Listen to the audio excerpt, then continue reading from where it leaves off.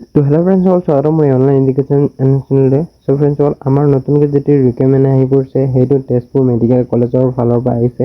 so ইয়াত চাব পাৰে তেজপুৰ মেডিকেল কলেজ ৰিকমেণ্ড 2024 যেটো ফৰচাইট ইলেক্ট্ৰিক সিস্টেম যেটো technician MTS and other post খালি হৈছে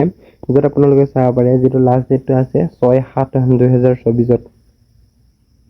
যেটো আপোনালোকে চাই লওক সিনিয়ৰ ইলেক্ট্ৰিচিয়ান যাত এটা পোষ্ট আহিছে যেটো এডুকেশ্যন কোৱালিফিকেশ্যন মেনে আপোনালোকে diploma in electric engineering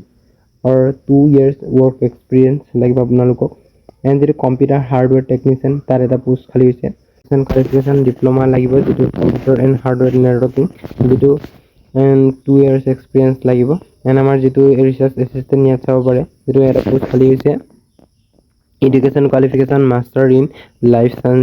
science and যেটো লাগিব ইয়াত লেখা আছে আপোনালোকে চাই লব কিন্তু 3 years experience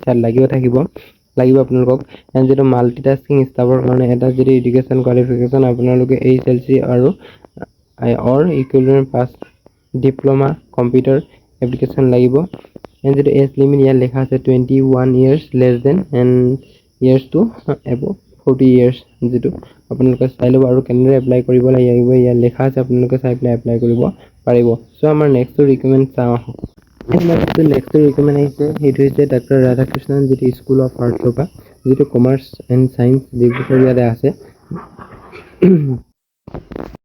সো ইয়াত লেখা আছে যেটো পোষ্ট আহিছে অডিট এণ্ড একাউণ্ট অফিচাৰ যেটো এটা পোষ্ট আছে মেলৰ কাৰণে যেটো পে স্কেল হ'ব 12000 বা 35000 সো ইয়াত চাব পাৰে যেটো education qualification BCom MCom MBA ফাইনান্সত লাগিব যেটো এক্সপেৰিয়েন্স আপোনালোকে 1 বা 2 ইয়াৰ্স থাকিব লাগিব যেটো ওয়াৰ্ডেনত দুটা পোষ্ট খাইছে যেটো মেলে হ'ব যেটো 9000 বা 20000 যেটো salary হ'ব যেটো এডুকেশ্যন কোৱালিফিকেশ্যন গ্ৰেজুৱেচন লাগিব এণ্ড যেটো ওয়াৰ্ডেন আৰু দুটা খালি আছে যেটো ফিমেলৰ কাৰণে 9000 বা 20000 যেটো পে স্কেল হ'ব যেটো এডুকেশ্যন কোৱালিফিকেশ্যন গ্ৰেজুৱেচন হ'ব লাগিব যেটো এপ্লিকেশ্যনৰ ফিজ আপোনালোকে দিব লাগিব যেটো এপ্লাই ইয়াত লেখা আছে কেনেদৰে এপ্লাই কৰিব লাগিব আপোনালোকক যেটো অফিচিয়েল লিংক আপোনালোকক দি দিম তাত আপোনালোকে এপ্লাই কৰিব পাৰিব এণ্ড ফ্ৰেণ্ডসকল ভিডিঅটো কেনেকুৱা লাগিল কমেন্ট সেকশনত কৈ দিব আৰু যিমান পাৰে নিজৰ ফ্ৰেণ্ডসকলক শ্বেয়াৰ কৰি দিব